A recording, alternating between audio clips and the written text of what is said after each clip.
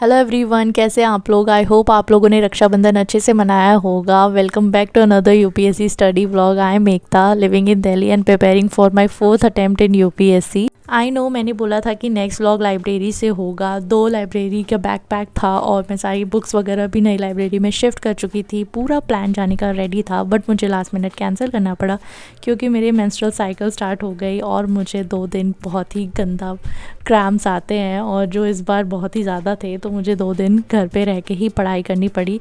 I know हर दिन perfect नहीं होता, बट हर दिन को परफेक्ट बनाया जा सकता है और इस व्लॉग में हम वही करेंगे।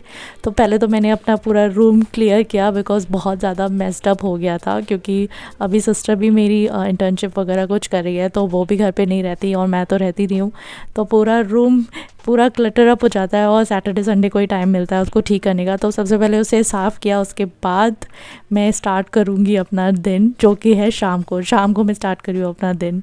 बिकॉज़ मॉर्निंग से ही मुझे पेन स्टार्ट हो गए थे और थोड़ी देर के लिए तो मेरा रूम पूरा वॉर जोन बन गया था। बिकॉज़ सब कुछ लिया, मैं नेचुरली पहले स्टार्ट करती हूँ तो गर्म पानी एंड सोट पाउडर, गुड़ एंड ऑल एवरीथिंग, कुछ वर्क नहीं किया। फिर I have to take the medicine. फिर मैंने मेडिसिन ली, उसके बाद मैं सो गई और फिर जाके मेरी आँख खुल रही है शाम को। फिर मैं वहाँ पे नहाई वगैरह और उसके बाद मैंने कहा कि चलो अब स्टार्ट करते हैं, कुछ पढ़ते हैं, बिकॉज थोड़ा बेटर फील हो रहा था। अपना स्टडी सेशन स्टार्ट करते हैं, लेकिन उससे पहले I want to remind you कि 15 अगस्त जो कि इंडिपेंडेंस डे है वो बहुत ही पास है, आने ही वाला है। और उसके रिगार्डिंग मेरे पास है एक exciting announcement for all of you. PW IAS celebrate कर रहा है भारत का 79th इंडिपेंडेंस डे और दे रहा है up to 67% off on all UPSC courses. 2027 target year वालों के लिए है Sankalp 2027 Hindi and English batch and Pinnacle 2027 English medium में सिर्फ 12,499 में। पर अगर आपका टारगेट ईयर 2026 है तो आपके लिए है फाउंडेशन कोर्सेज सिर्फ 8,999 में, जिसमें प्रहार 2026 हिंदी इंग्लिश दोनों मीडियम के लिए है और टाइटन 2026 पूरे इंग्लिश में है। और अगर आप एक कॉलेज स्टूडेंट हैं तो आपके इन यूथ ईयर्स को और प्रोडक्टिव बनाने के लिए है यूपीएससी प्रारंभ 2028, जो कि एक 3 इयर्स प्रोग्राम है जिसमें यूपीएससी की A to Z प्रिपरेशन के साथ फर्स्ट 2 इयर्स में हार्ड और सॉफ्ट स्किल्स की क्लासेस के थ्रू आपको साइमल्टेनियसली स्किल्स कवरेज भी मिलेगा और इसमें है फ्लैट 52% ऑफ। वहीं अगर आपका इनमें से कोई ऑप्शनल है तो सिर्फ 9,499 में आप इसके लाइव क्लासेस से अपना ऑप्शनल प्रिपेयर कर सकते हैं। और अभी इंडिपेंडेंस डे ऑफर में इनमें से कोई भी कोर्स आप स्पेशल प्राइसेस पर अवेल कर सकते हैं। बाकी और डिटेल्स के लिए आप नीचे डिस्क्रिप्शन में मेंशन लिंक्स पर विजिट कर सकते हैं और इनमें से कोई भी कोर्स को परचेज करते टाइम अगर आप स्क्रीन पे मेंशन मेरा कोड यूज़ करेंगे तो आपको एक्स्ट्रा डिस्काउंट भी मिलेगा। Let's start our study session now. और यहाँ पे मैं यूपीपीसीएस का स्टडी सेशन कर रही हूँ, तो लूसेंट पढ़ रही हूँ और यहाँ पे कुछ नोट्स बनाए हुए थे मैंने PYQ के, पहले उसको रिवाइज़ कर रही हूँ उस पेज में से जो आप देख सकते हैं, और उसके बाद फिर मैं अपना लूसेंट से आगे का कंटिन्यू करूँगी। साइंस पढ़ रही हूँ इस टाइम में। वैसे एक बात शेयर करूँ तो यूपीएससी के साथ यूपीपीसीएस मैनेज करना थोड़ा टफ लगता है, क्योंकि जब मेन टारगेट यूपीएससी हो तो दूसरे एग्ज़ाम पे टाइम देने में एक गिल्ट फैक्टर आता है जो सिर्फ हम एस्पिरेंट्स ही समझ सकते हैं। मेरा मन नहीं था यूपीपीसीएस देने का, बट क्या करूँ, फैमिली प्रेशर और बहुत सारे अलग अलग प्रेशर्स आते रहते हैं कि अभी तो यूपीपीसीएस देने लगो, ये एग्ज़ाम, मतलब उनका तो होता है कि सारे एग्ज़ाम भर दो, तो लेकिन ये नहीं समझते हर एग्ज़ाम की डिमांड्स अलग अलग होती है। और एक बार मेरे से नहीं होता है कि बस भर दो और फिर देने चले जाओ, उसके लिए कुछ भी ना पढ़ो।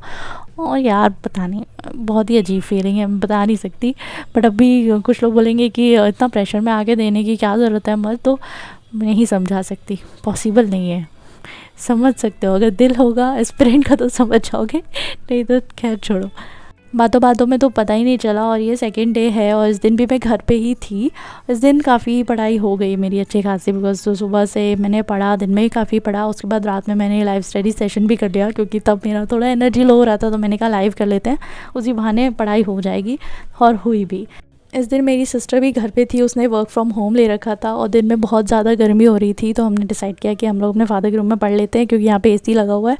और ये जो टेबल आप देख रहे हो ना, ये फोल्डेबल टेबल है, बिकॉज़ ये रूम थोड़ा छोटा है तो यहाँ पे फोल्डेबल टेबल बनवाई हुई है और ये सही में काफ़ी अच्छी है। मैंने फ़र्स्ट टाइम इस पर पढ़ा, मतलब काफ़ी अच्छा लग रहा था, वाइब अच्छी थी। और पता है यार, स्टडी टेबल अगर विंडो के साथ में हो कैसा लगता है आपको? मुझे तो बहुत ही ज़्यादा पॉजिटिव वाइब लगती है और सही लगता है। बिकॉज़ मेरे घर के सामने पार्क है, तो वो जो पेड़ है ना, वो ग्रीन ग्रीन पेड़ भी दिखते हैं, तो उसकी वजह से और बेटर लगता है। बिकॉज़ दिल्ली में ये व्यू में घर मिलना भी बहुत इम्पॉसिबल सा ही है, क्योंकि आई नो मेरे बहुत सारे फ्रेंड्स ऐसे स्ट्रगल करते हैं जब वहाँ पे घर ढूंढने के लिए। वो कहते हैं अरे यार बस बिल्डिंग ही बिल्डिंग है भाई, इतनी पतली पतली गलियों में बिल्डिंग बना रखी है, वेंटिलेशन का प्रॉब्लम, ये प्रॉब्लम। तो उस मामले में मुझे बहुत लकी फील होता है कि जो हमारा घर है उसके सामने एटलीस्ट कोई बिल्डिंग नहीं है। और जो लोग मेरे को बहुत पुराने टाइम से देख रहे हैं वो क्या ये एरिया पहचान पा रहे हैं, क्योंकि पहले मेरा स्टडी टेबल यहाँ पे था, इस रूम में। थोड़े टाइम तक मैंने पढ़ा था प्रीलिम्स से पहले, अगर आपको याद है तो ज़रूर बताना। तो यहाँ पे जो टेबल आप देख रहे थे ना, उसी टेबल को यूज़ करके जो इस टाइम का मेरा स्टडी से टेबल है ना, वो बना है। सो अगर आप याद कर पा रहे हो तो बताना ज़रूर मुझे। एक स्टडी सेशन यूपीपीसीएस वाला निपटाने के बाद लंच किया और चाय लिया और फिर वापस आ गई पढ़ने के लिए। लेकिन उससे पहले मैंने सोचा आपको एक बार ही मौसम दिखा दूँ। काफ़ी प्यारा मौसम हो रखा था शाम होते होते। पोस्ट लंच मैं नेक्स्ट स्टडी सेशन के लिए बैठ गई। तो यहाँ पे मैं यूपीपीसीएस की एक स्ट्रैटेजी वीडियो मेरी फ्रेंड ने शेयर की थी, तो मैं उसी को जा रही हूँ देखने। जो चैनल मैं देख रही थी इस टाइम, उसका नाम है UP academy for civil services. तो सर ने बहुत अच्छे से ब्रेक डाउन किया हुआ था स्ट्रैटेजी को, तो मैं इससे ही थोड़ा इंसाइट लेने की कोशिश कर रही थी।